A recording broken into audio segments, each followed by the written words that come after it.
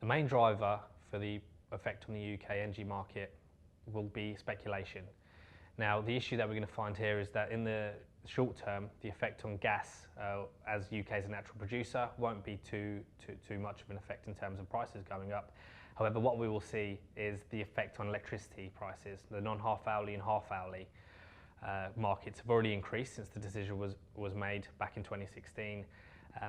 The issue going forward, I think, from this will be the fact that it's all imperative on the trade agreements that the UK reach with the EU. Now, it'll be on the back burner slightly, but when we come around to having those discussions, if a bad trade agreement is reached, then what we will see going forward will be the effect on electricity prices and the supply of electricity, with the potential getting locked out of the internal European market, affect long-term prices for electricity, which means they'll go up and have a detrimental effect on the UK.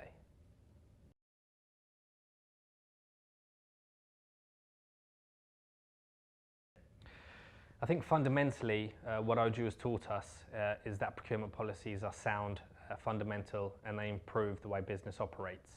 The UK will continue with these policies, whether that be in the guise of OJEU or their independent policies within the UK. I think the same aspects and same processes will continue to take place over the long term. The only issue is whether we have access to European businesses and tenders going forward, and reciprocally the EU would like to be able to trade freely in terms of using OJEU as a tool to access UK businesses. Now, what this means is that we're going to have proper trade agreements and proper policies in place with the EU to ensure that these procurement policies are good for the UK, good for the EU, and we can trade freely as we have been doing for the last 15 to 20 years.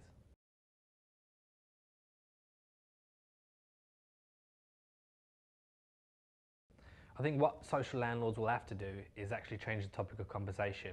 It's always been fundamentally a supply side question. What are energy prices doing and how can we mitigate that? I think what we have to start looking at is demand. Over 50% of the energy bill is now non-commodity charges, including government levies.